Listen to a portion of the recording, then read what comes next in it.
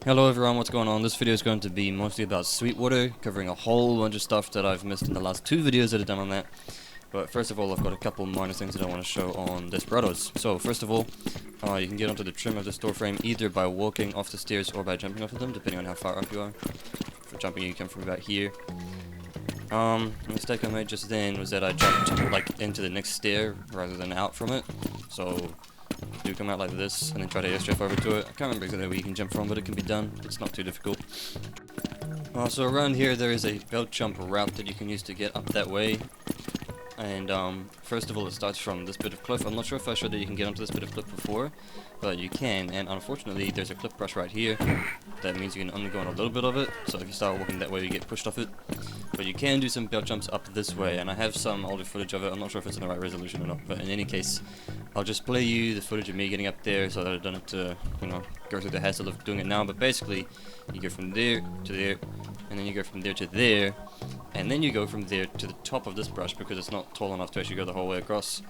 This is classic REL freehand clip brushing. And then you can either just walk along it, or you can come down onto this stuff behind it. And so taking away the clip brushes, that's this stuff here. And this is the view from the top. So you can just fall down to here, no fall damage, nothing easy, and then you can, I don't know, be a gay cunt in this area up here or something. This is probably the best spot, to be honest.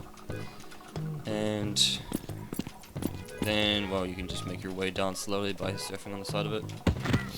You should be able to get down without taking full damage one way or another, but anyway, that's what you can do, so I'll play the clips and then that'll be Desperados.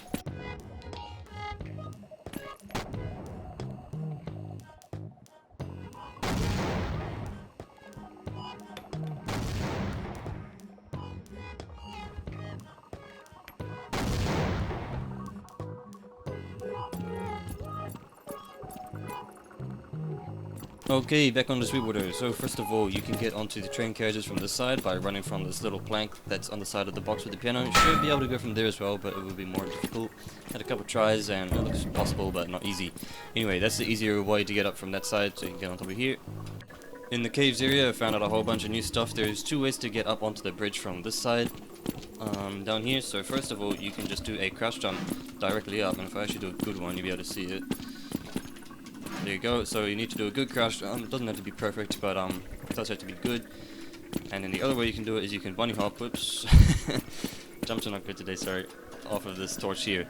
And this torch is actually clipped, and it looks like it's done on purpose, which is really weird because that one isn't. And I think there's another torch or two around the map. Yeah, this one here as well. But that one is like actually clipped and the rest aren't, so it makes me think that it's done on purpose, and it's kind of embarrassing that I haven't found it before. Also, you can just jump straight around from here. It's kind of obvious, but yeah, do use that if you want to be quick.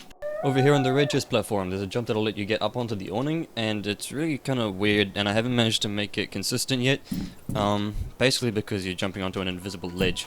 So basically, you just crouch jump here and hold the W key, and if you're kind of like lined up around about like this, then it'll usually work. And I think it's the, I think it'll be the what do you call it, the collision model for this beam here that goes across. It's going too far out or something like that, but in any case, you can jump onto it and lets you get up to the roof, which is nice and cool. Yeah, that's all there is to it. Up here on this big rock at the side of the map, you can do a jump around the back of the rock that will take you all the way down to the train platform. Make sure you got a good run up so you can get enough speed to do it, and then just airstrafe around and you should be able to make it. It's a reasonably difficult jump, but it's just a jump and an airstrafe, so if you're really good at those, then you'll be fine. Takes about 25 full damage, so only use it if you need to, I suppose, but anyway, that's it. Okay, time for some funky stuff with this box, which is really useful. There's not many other boxes around this part of the map, so this is my default prop, but I don't know, there might be one over there that I've forgotten about. But anyway, first of all, you can put it down here, and oops, this is on the way, sorry. Put it here, and then you can do full crouch jumps to get up onto this, and then you can stand up here on the support beams. And you can do little jumps all the way around to the last one, if you really want to. But besides that, what you can do is you can get over to the back of the fence. So you can stand here, you can kind of see through things, you can take weird off angles this way or whatever you pray to die. This little bit of wood is sticking out, so you can stand on that if you want. It gives you a nice head peek angle over the top. Basically, you've got all the geometry in the world to work with in this shitty little spot. But yeah, I'm sure that it'd be heaps of fun to catch people off guard with. Okay, next thing that I want to show you guys with the box is a cool prop jump that takes me over to a platform that I thought wasn't quite possible before. But anyway, what you do is you put it up here, try to push it right up to the edge, as far as it goes pretty much, and then stand on top of it. Make sure you're kind of at the back, and then prop jump around, and you can make it over here. That wasn't a great prop jump. Usually it turns out a bit better than that. Oops, I'm falling off. But you can get over to this cool platform, and I believe this is the only way. You might be able to do it with some crazy surfs and shit, but I don't know, I don't buy it. Belt jump would certainly get you over here, but it'd be very difficult. But from here you can also do just a normal jump around to this platform, which is nice and fun. I used to come here back in the day when this was all different, and this was a cool platform to hold.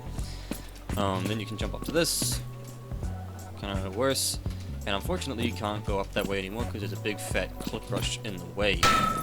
And also you're too far down, there's no cactus here anymore. So, I think that's all there is to this one. It's, you know, just some normal fun. You can come down this way to the cactus if you want to escape more safely than you would otherwise. Also next to this cactus there's a little bit of ground that is not actually on the death trigger. You can see there's a higher death trigger that goes over to that part of the map as well, rather than this one. So you can stand on this little piece here if you want. Over here at the entrance to the tunnel there is a phantom clip brush that's sticking into the wall here. You can stand on this, and if you follow it to find out what it's supposed to be for, you can see it's not for anything, it's just a mistake. So that's kind of fun. You can sit on this. Also, you can stand here, and you cannot stand here. So I will go on about that more later, but for now that's that. The thing I want to talk about before I go into all that is that if you do a belt jump from this platform here, which you can access from coming around the train, then you can come up to this platform here. I have a clip of this. I'm not going to bother trying it now because it's incredibly difficult, easily the hardest belt jump in the game. And then you can do another one to get up this way. So the chances of you actually making it this far with enough health to get up to there is pretty slim, but in any case it can be done. And then if you do get up here, you can come up between these clip brushes, which is on this big rock. So you can't go anywhere else that way, but this is the kind of view that you get when you come up here. So I will play you guys the clips of me doing that the other day, and well, you can see for yourself how tough it is.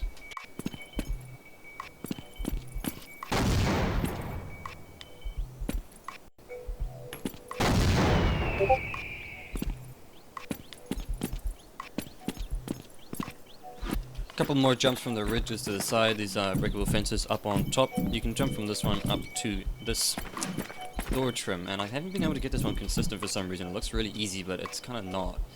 Oh, that'll be why. You can't actually stand on that half of it. Anyway, so there you go. That's a bit of map mastery advice. As you go on to that side of it, and then you'll have enough room to stand on it, maybe.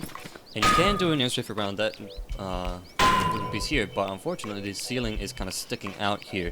So you do have to go kind of quickly or kind of far out or whatever, so that's a little bit tricky, but it can be done.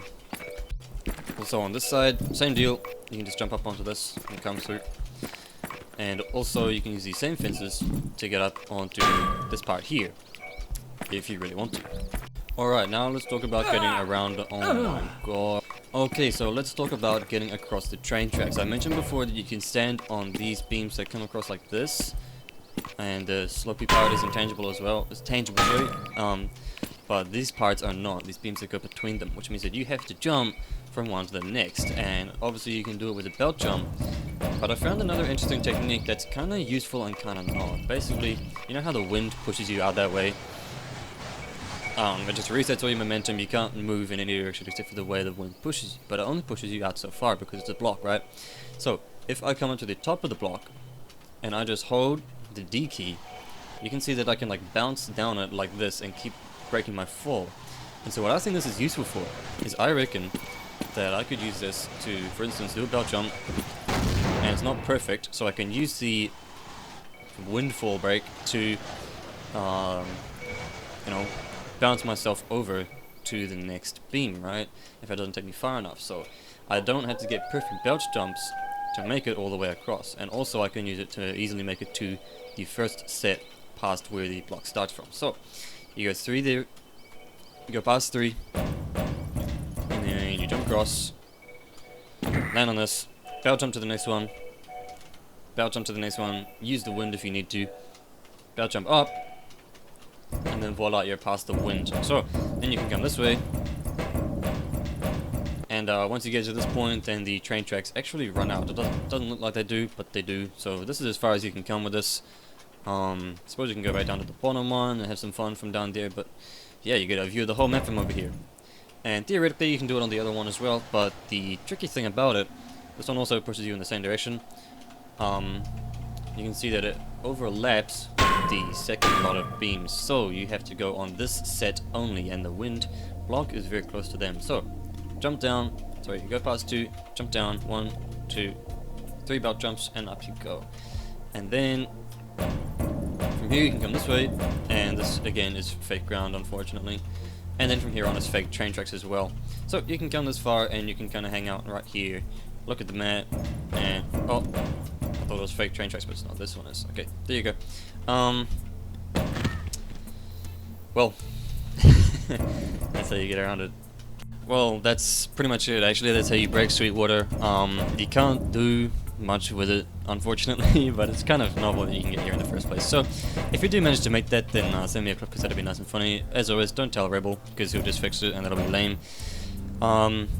Yeah, that's the end of the Sweetwater episode, and that'll wrap up all of the 20-slot deathmatch maps. I know I said that in the winter-long video as well, but this time it's true because this is coming out after the winter-long video. Yeah, I've pretty much said all that I wanted to say about what's happening next in the winter-long video, so that wraps it up for this one. Thanks for watching, guys. Have a good one.